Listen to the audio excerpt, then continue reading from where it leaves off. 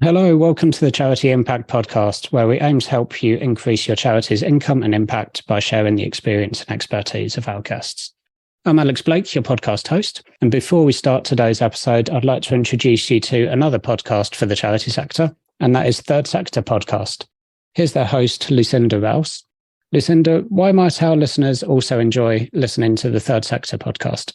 Hi, Alex. Yes, very good question. Well, we are a podcast for charity management professionals, focusing on issues concerning the management of charities, as that might suggest. So we cover topics from fundraising, looking into some of the latest fundraising innovations. We ran an episode with the people behind the Amaze charity prize draw competitions, to campaigning and the role of charities in society and how their voice needs to be heard.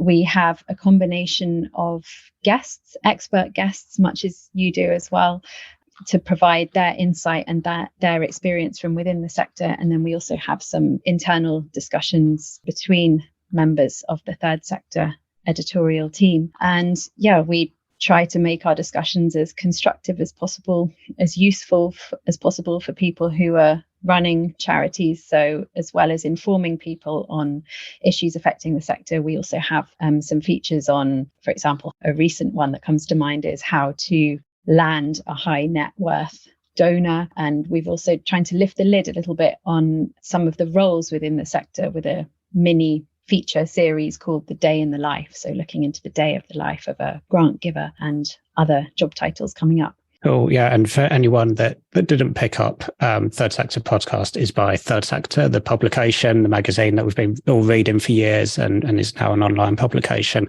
So there's often a bit of chat about the kind of latest news and stuff as well, I think, isn't there? I know I was recently listening to a really good one with Lord O'Donnell on the future of civil society. After that big report from Pro Bono Economics came out, I think it was a few months. I think it might have been actually way back in January, but I just recently listened to that. That was really great. Is there a recent episode that you'd particularly recommend that people start off with? Ooh, yes. I would say we had an interesting one a few weeks ago about how grant makers can make funding fairer. So we had an expert, Sarah Denslow from NPC, the think tank, and we had another guest, Yvonne Field from the Ubeli Initiative, talking about how funders can better incorporate diversity, equity and inclusion considerations into their grant making processes. And it was a really interesting discussion, really interrogating risk and how grant givers should be reassessing their take on risk and their approach to risk, and be looking less at the risk of a certain grant not having the desired impact, but more looking at the risk of missing impact if grant givers continue giving funds to the same types of organizations and don't look into new ones, particularly those led by ethnic minority leaders. Yeah, great. It's definitely something that's come up in a number of our conversations as well. We've had Safina Ahmed from John Ellerman Foundation. We've had Derek Bardwell and Rodri Davies and Emma Beeston. So a number of people in the sort of philanthropy and foundation space. And that definitely seems to be a topic that's coming up a fair bit. So thanks for coming on and recommending those few episodes. I definitely recommend people check out Third Sector Podcast. Now we'll get on to today's episode. I'm joined today by Martha Awojobi, who after a decade of fundraising set up JMB Consulting in 2020. JMB, described as the consultancy with swagger, is all about reimagining whether that's what leadership looks and behaves like, how we generate income, or how we respond to racism. Martha also founded BAME Online. This conference brings the best people of colour talent to its speaker lineup and isn't just about doing better fundraising.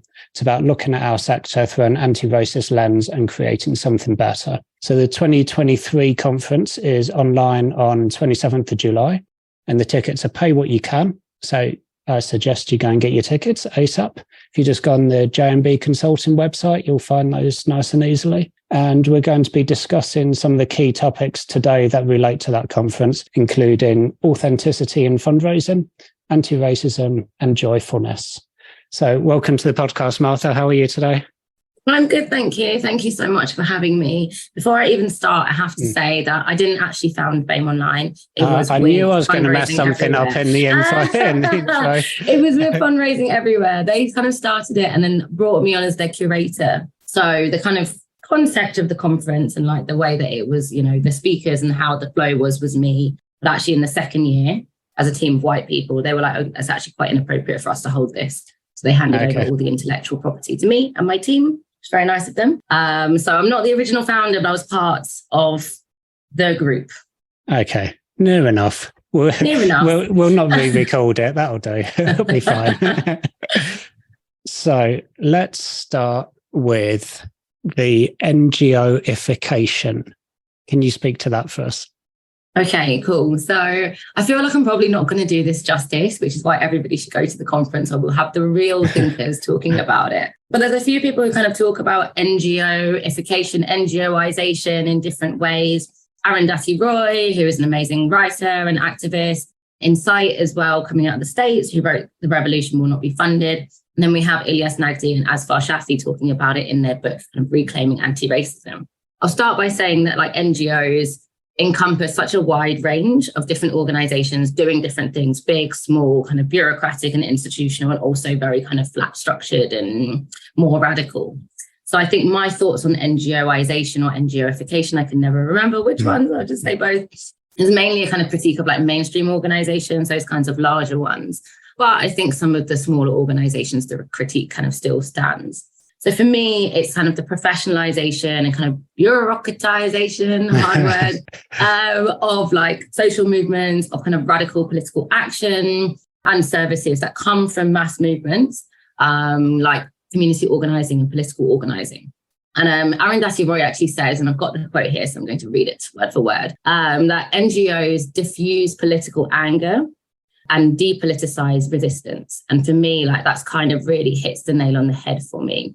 Many NGOs kind of claim to be like apolitical, which I don't really believe. And they aren't really challenging injustice, right? They're actually choosing to kind of be neutral. I'm putting that in inverted commas because I don't really think there is kind of neutrality when it comes to social injustice.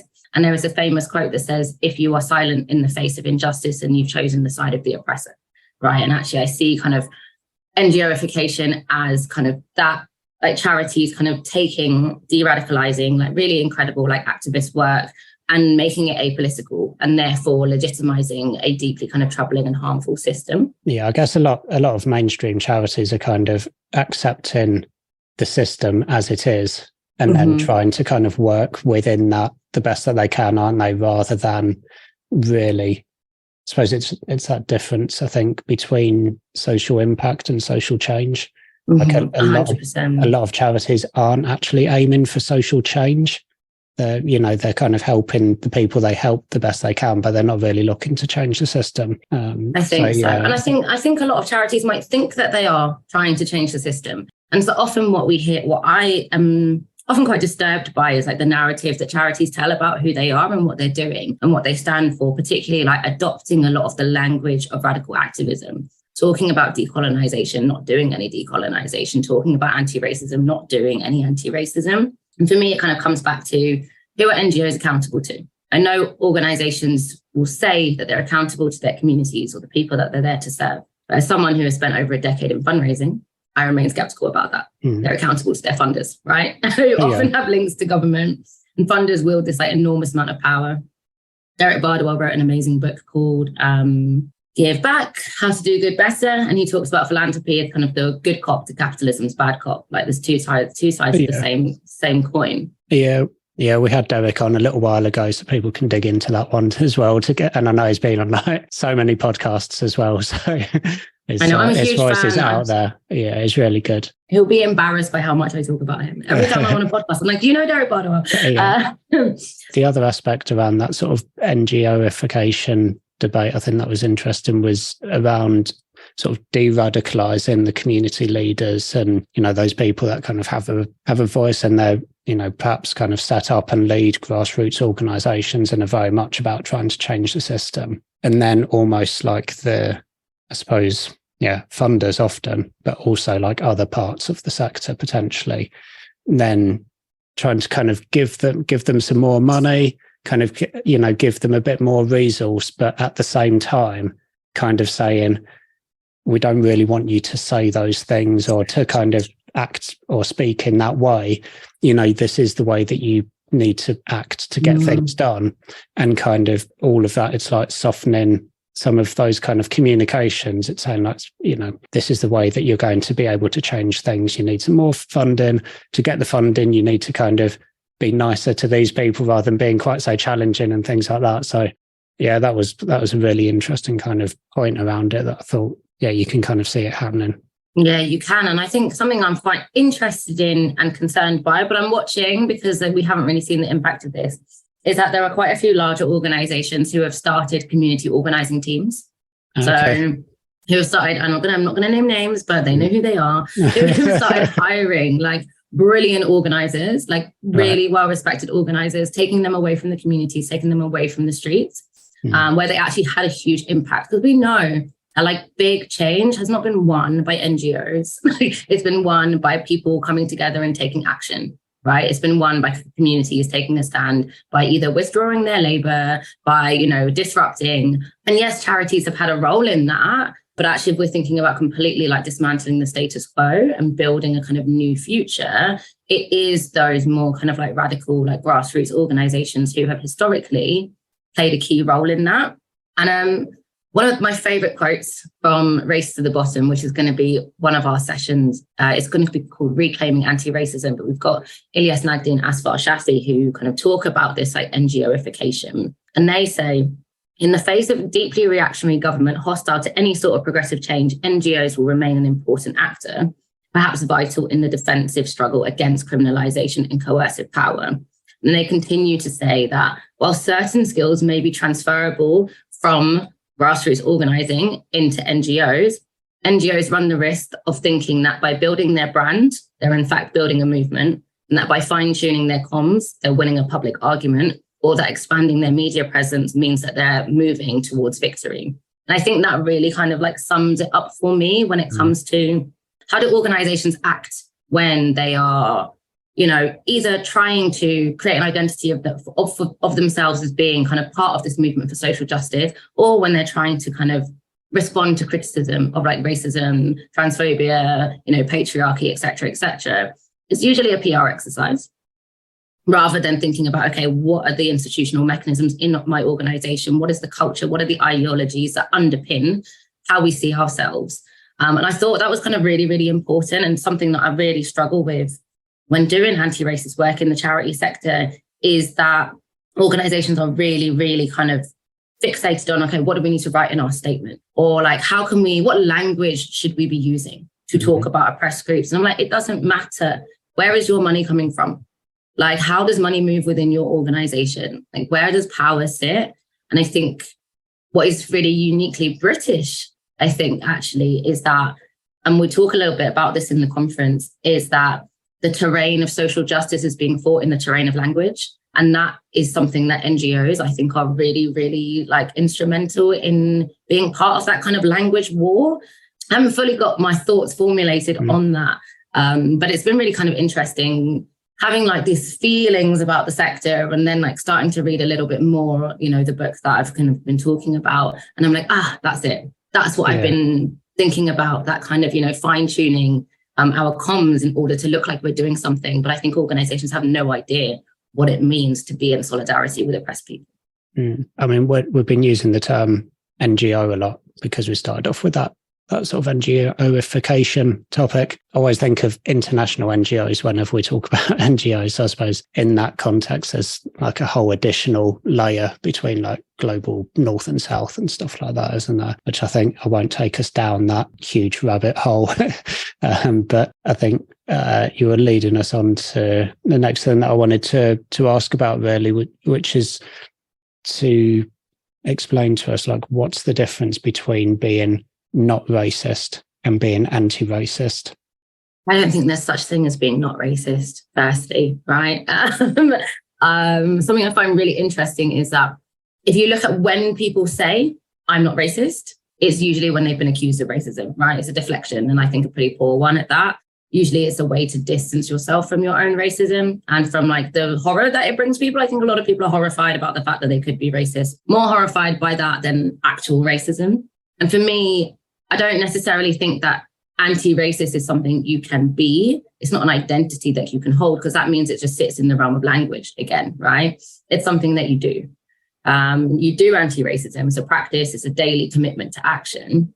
And I think the framing of like being anti-racism, being anti-racist, I'm anti-racist, it requires nothing of you. It's just a name. But if I asked you, okay, so you say you're anti-racist, but what do you actually do? That's what makes a difference.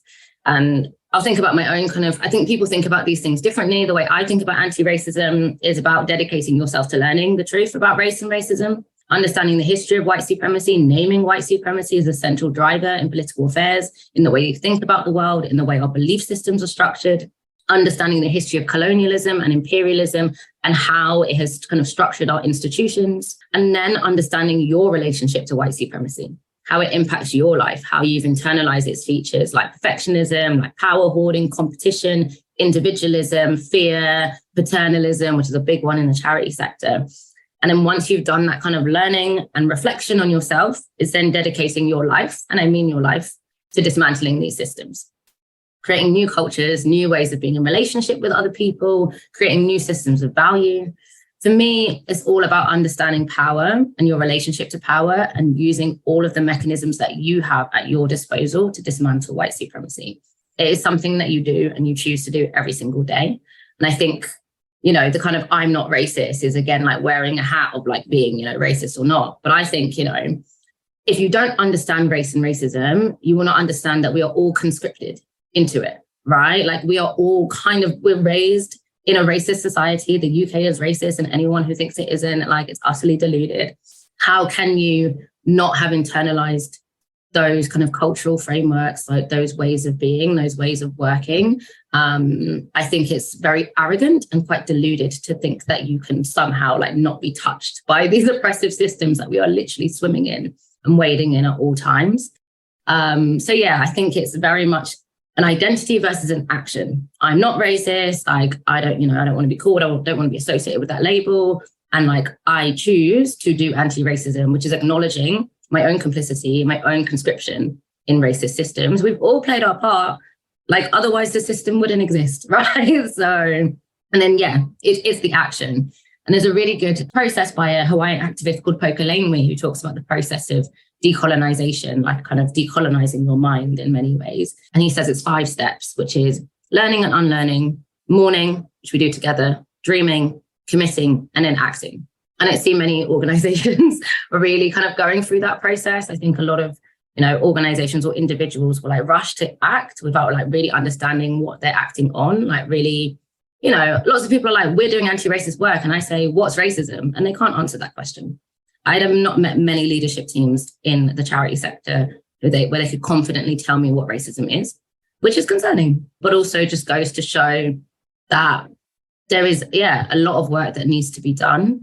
I think the sector has all of the resources to do it, but it is emotionally unequipped, let's say. Yeah, it's an interesting topic. It's a tough one, because obviously I'm sitting here as a white guy, and I would certainly like hope to see myself as being anti-racist. But when you set out, like, this is what I think anti-racist is, like I definitely haven't done all of that work to kind of like really learn about like all the historical stuff. Like I feel like I have an experience of understanding what racism is. Obviously, it's from like a sort of secondhand experience, because I'm not receiving that sort of discrimination and that sort of thing. So yeah, like I guess there's some kind of spectrum that you're on in terms of like, obviously the terms of the language are not always helpful, but there's obviously sometimes there's got to be like, there's the people that are really racist on one end of the spectrum, and the people that have done all of the work to be really anti-racist on the other end. And then like, I would say I must be somewhere in the middle, because I know I've not done all of that work. So I'd hope to be like somewhere more towards that end. And then there'll be some people that wouldn't see themselves as being like racist and kind of proactively just being like, yeah, that's what I think, but have those kind of ignorant views. And then there'll still be people like somewhere in the middle who are kind of like wouldn't discriminate against anyone, wouldn't kind of particularly take part in negative actions, but maybe aren't doing anything particularly positive either, that have kind of like, I suppose I was going to say neutral, but like you were saying, there's not really a neutral either. You're no kind neutral. of like accepting it. But yeah, it's definitely it's a challenging one. And I think a lot of people's understanding of racism is an interpersonal understanding, which is, did you discriminate against someone? Did you do X, Y, Z act? Did you think, or did you say this thing, right? And that's kind of what we have been taught purposefully, I think, to think is like the reality of racism. But actually, that's a very kind of small part. That's like the overt part that like people understand. Like the part that people really, I think, need to get their heads around is like ideological racism. Where did all these belief systems come from? We have a long history of race science that kind of, said that people like me are inferior, we are unintelligent, we, have thicker skin, we're less likely to feel pain, et cetera, et cetera. And then there's the institutional as well, which I think is the bit that people are really kind of missing out and not really kind of understanding. It's like, how does money move and how does that impact race? Like where does power sit within an organization? Who makes decisions? Why do they make those decisions? Who are they making them for? Who are we accountable to? That kind of stuff. And I think, the racial literacy in this country is appalling. The racial literacy in the charity sector is like shocking, right? And a lot of the work that I've been doing, like with BAME Online, not just the conference, but we've got a YouTube channel, like a series of kind of essays, artwork, etc., is working with an academic who is an absolutely brilliant race scholar to help people understand what they're talking about when they talk about race, right? And actually, there is so much work that people need to do on.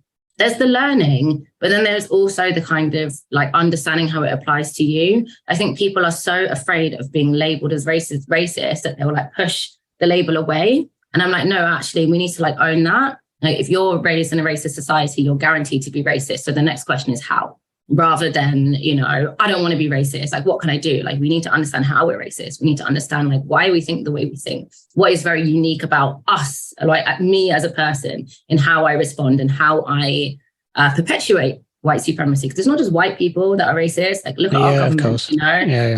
And for white people, I think what's really interesting is because whiteness is like invisibilized, like we can't really talk about it without like everybody freaking out. We think that racism is something that happens to people of color, but we never really think about the fact that like there are perpetrators of racism. There are people who actually benefit from the systems of racism, whether they're discriminating or saying horrible things or not, they're benefiting economically and socially from these systems of racism. And white people have just as much skin in the game as people of color. White people are also racialized. They're just racialized positively as white, which is something that Ilyas and Asfar talk about in their book. I recommend that everybody reads. But anyway, I could talk about this forever. I know we've got a load of questions. Well, it leads on to the next one anyway, but I took us down a slight side path because I was like interested from my own individual perspective. But I suppose then, as you say, there's the sort of institutional perspective as well. So I wanted to ask you really what needs to change within charities. So for charities, maybe, for example, like a disability charity, if they were thinking about anti-racism, what do they need to think about to understand why that really needs to be at the heart of their practice and understanding that, as opposed to just having kind of a policy to not discriminate against people? I think that's a really good and important question. And I think, where do I even begin? I mean, if we're thinking about achieving mission, like you have to take into account oppression, like otherwise you're not achieving mission, you're achieving mission for white people, right? Or for, cis people or for straight people, if you're not thinking about kind of the ways that different oppressions kind of compound and correlate. And racism is the reason for poor outcomes across everything for people of color, right? In every single area of life, particularly groups like Black Caribbeans, Gypsy Roma Traveller people, Bangladeshi communities. So kind of take a disability charity, for example. If you are a person of color who is disabled, you are less likely to be able to access services. If you're a person of color who is disabled, you are more likely to be in danger when you have contact with the police because they might read your disability as aggression, right? And we see this happen quite a lot when, people either disabled, autistic, and they come into contact with the police.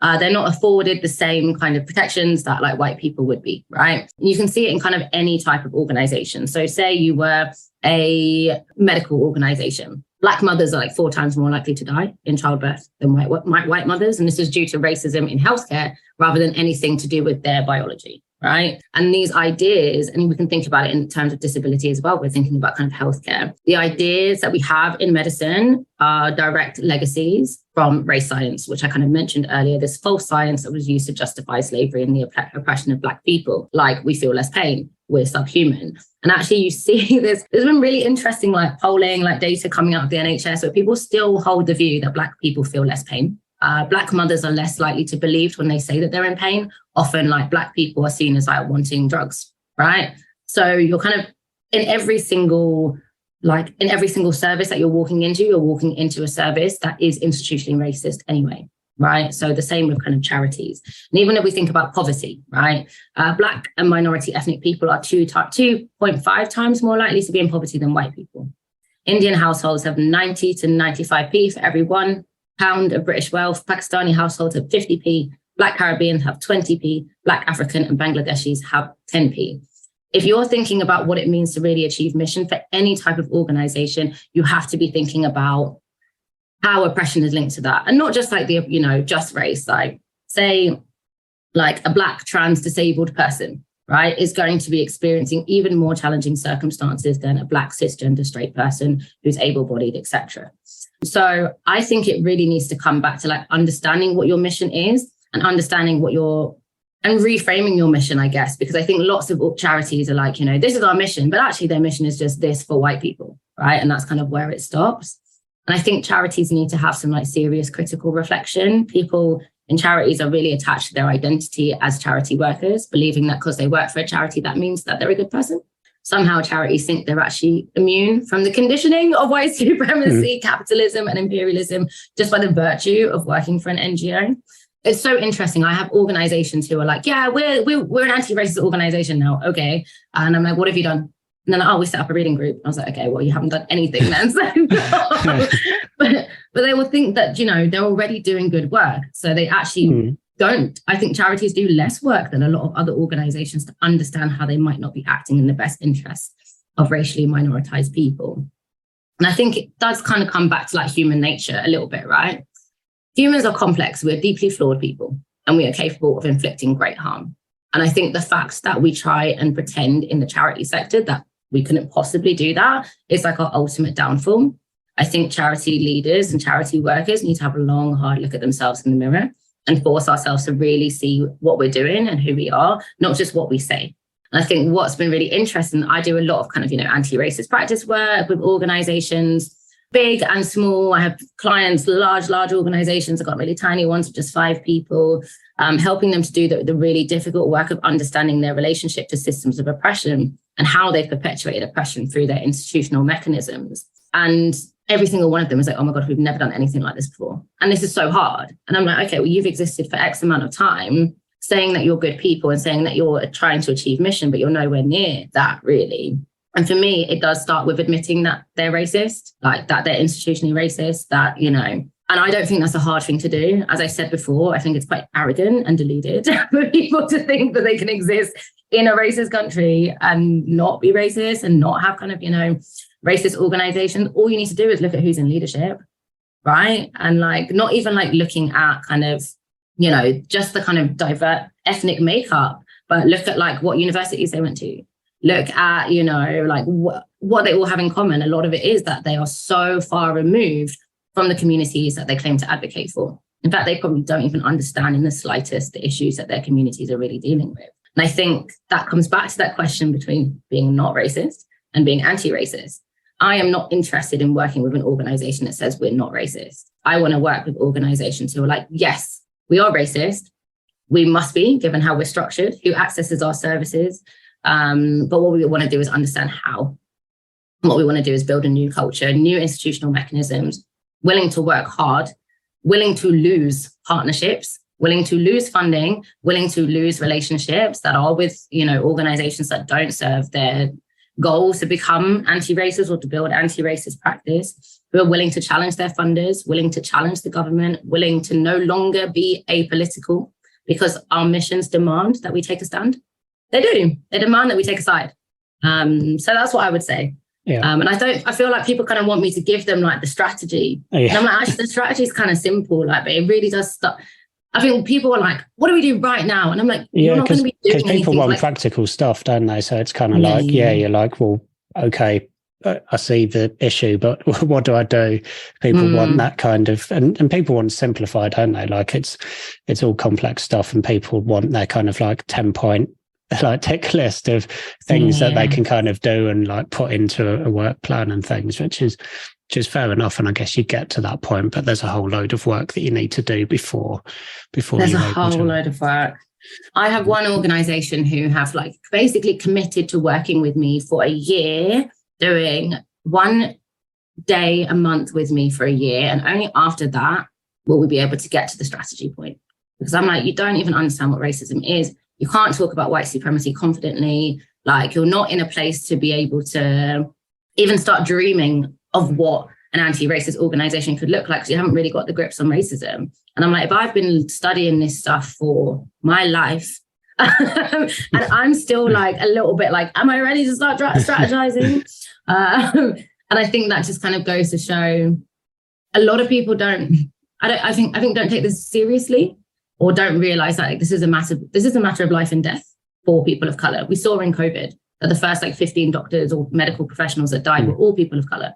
And that's not because of anything intrinsically wrong with them or anything kind of, any kind of biological inferiority that they had. Is because of medical racism, is because of how they were treated within their organizations. And I think because people think that racism is about good people, nice people, bad people, and not actually the difference between life and death, we end up with people not really doing the magnitude of work that is needed to be done in order to both free ourselves from these systems and free other people. Yeah, I think a fair amount of things comes down to like financial incentives as well. So like obviously if funders say, like if charities are being driven by the funding to a certain extent, and funders are kind of like, you need to reach these targets, and those targets are about numbers of people, then as long as you're reaching that number of people, then there might be like certain groups of people that aren't being reached. But that's kind of like, there's not an incentive there to kind of do that additional work. You're not getting the resource to kind of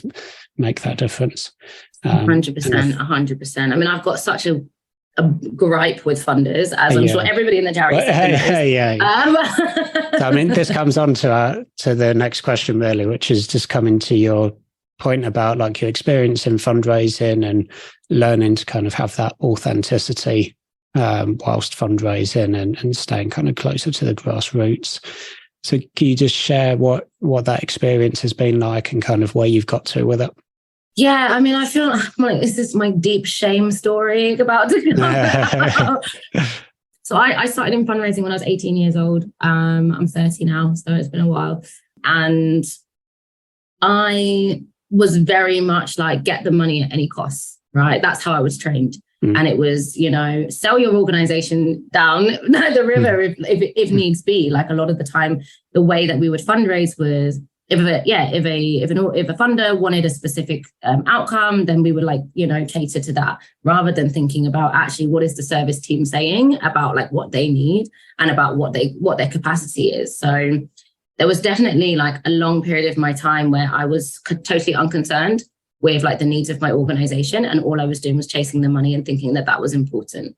I definitely created a lot of problems, I think, in organizations by not listening to the people who were actually doing the work, the people who were, in front-facing jobs, the people who were getting paid considerably less than me and doing a considerably harder job that actually really impacted people's lives. And I think I've come on a long journey. I was taking like millions from like terrible investment banking organizations, and I didn't give a crap.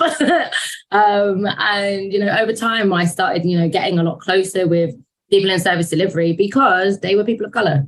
So I'd be in these all white fundraising teams, and actually I'd be having my lunch breaks with people who were doing front facing work, and they were talking about how difficult fundraising was making in their life and how it was kind of moving them away from what they actually really needed to do.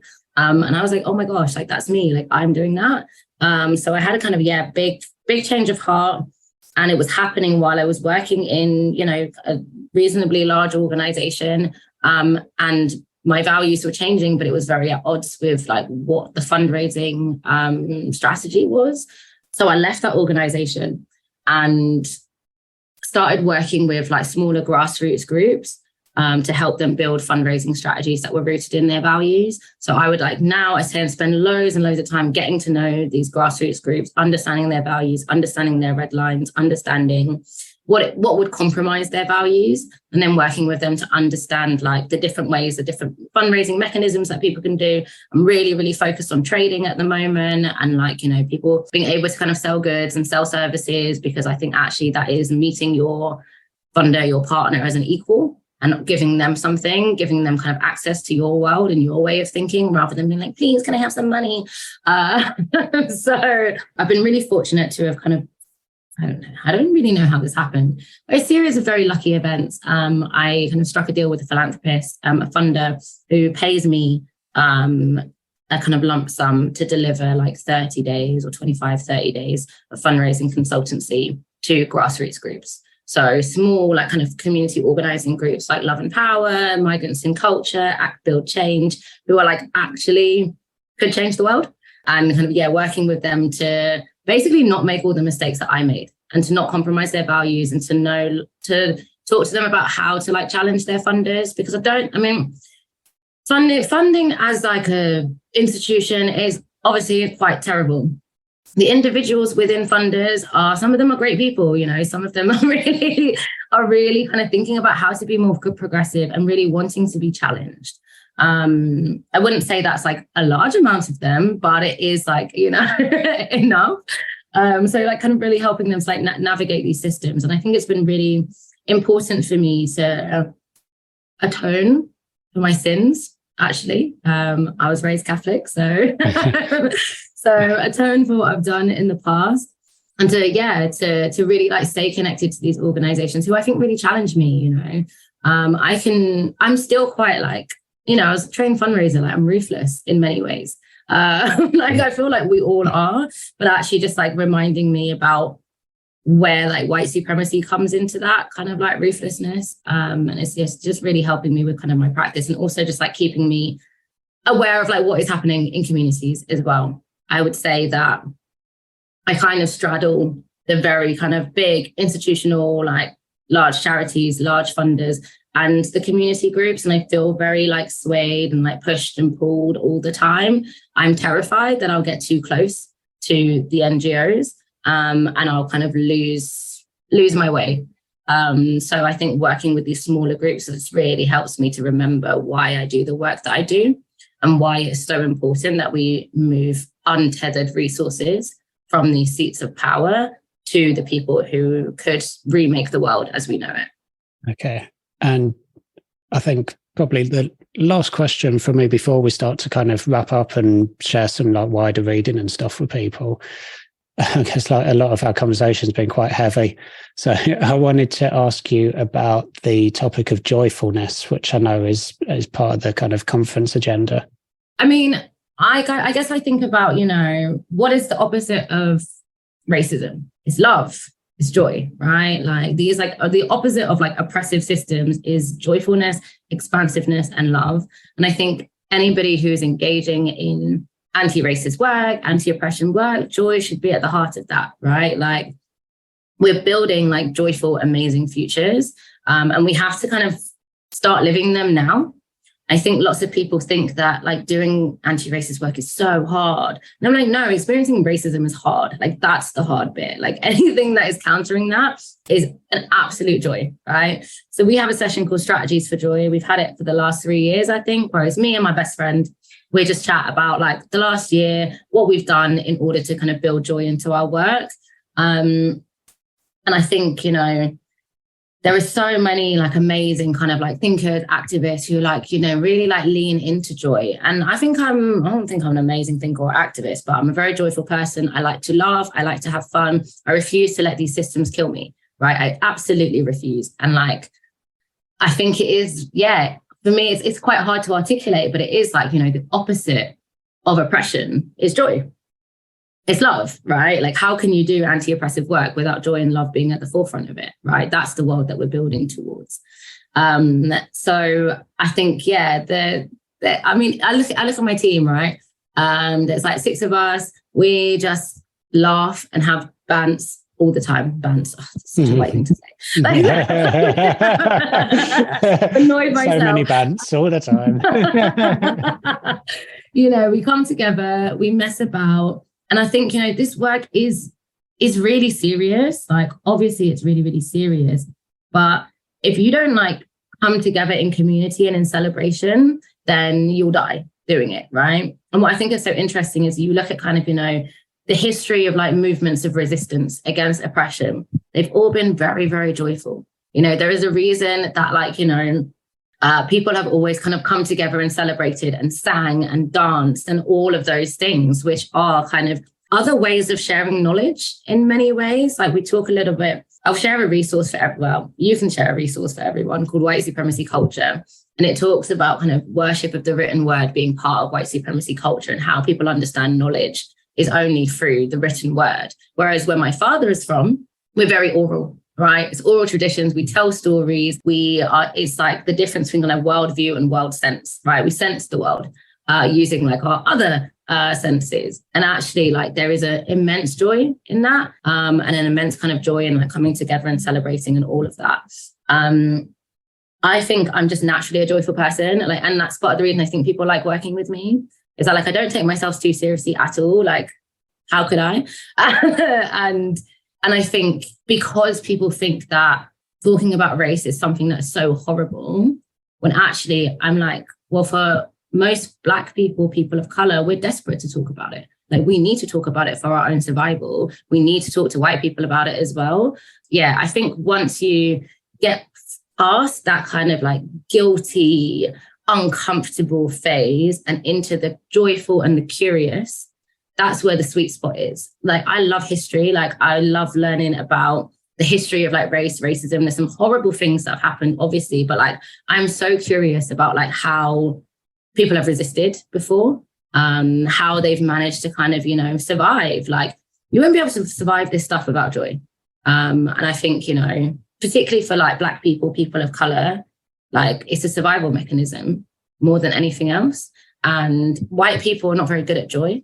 just generalizing here.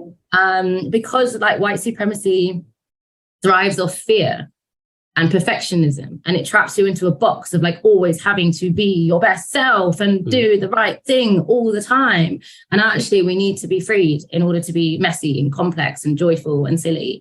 And yeah, I feel like I'm really waffling because it's a hard question. It's a good point. And I think, it's like, can't remember having been in many joyful meetings. It's kind of, come to my team, all of our meetings are joyful. Yeah, well, if that's an invite, I'll come and hang out a bit. But yeah, I think it's that thing of like, when you're in a social setting and you're with friends and stuff, then you can just kind of be a bit silly and you laugh and then people go to work and they kind of like close off that part of themselves, don't they? And put the kind of the professional image on.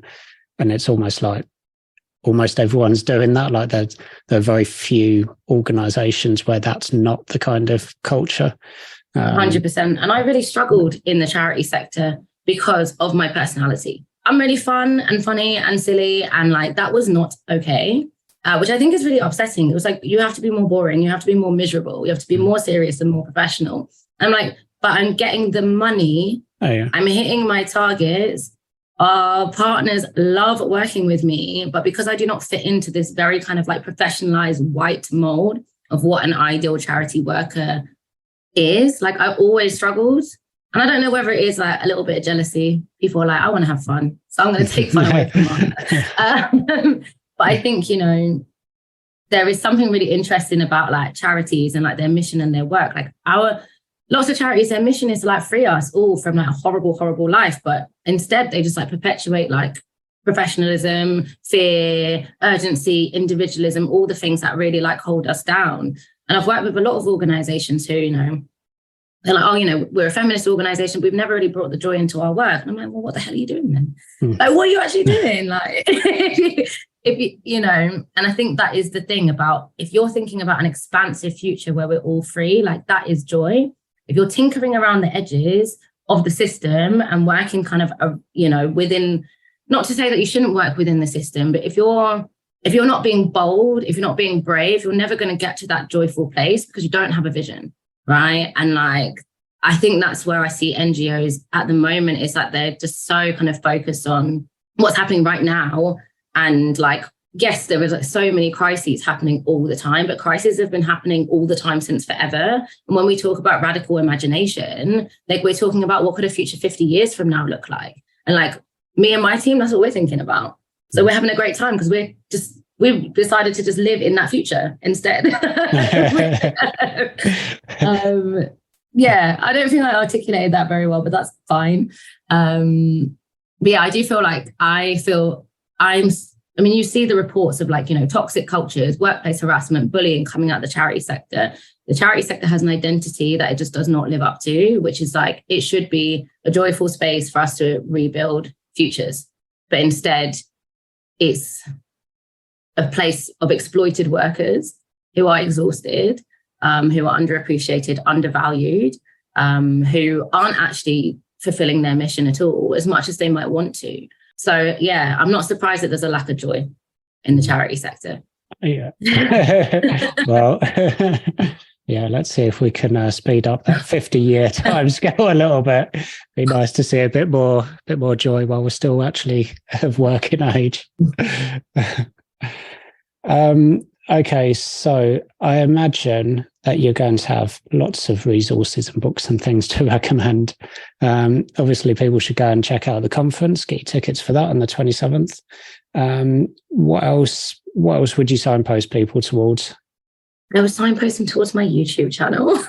Yeah, I love saying that because I feel so silly. Yeah. I have a YouTube channel called BAME Online, so you don't even need to remember a new word.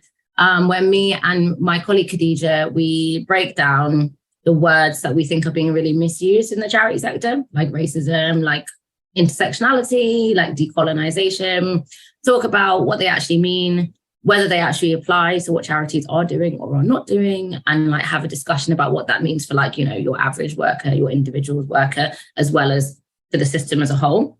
I can share a reading list as well. Yeah, that'd be cool. All the books that I've read. I'd say my favorite book still is What White People Can Do Next by Emma Dabiri, which kind of traces the invention of whiteness in the 1660s as a tool to break down the bonds of solidarity between oppressed people, very specifically Black, African enslaved people and European, particularly Irish indentured servants, and how that legacy of whiteness has basically kind of created the same logics that we saw in the Brexit campaign, the same logics that we saw in the Sewell Report, et cetera, et cetera.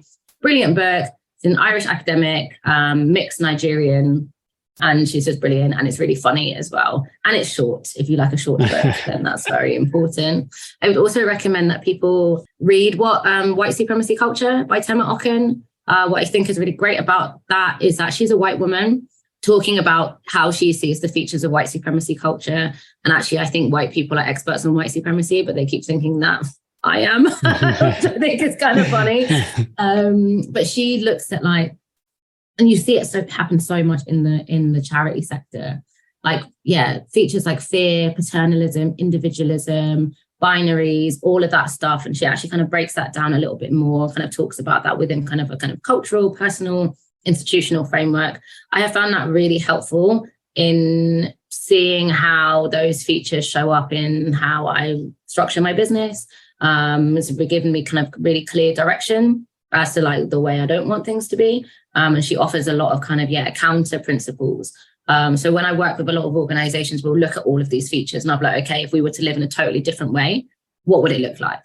And then people are like, abundance. And I'm like, great, this is good, And I think it's, that's really, really helpful. What else would I recommend? I feel like those are the kind of two main things. Derek Bardwell's book is really good as well. Yeah, cool.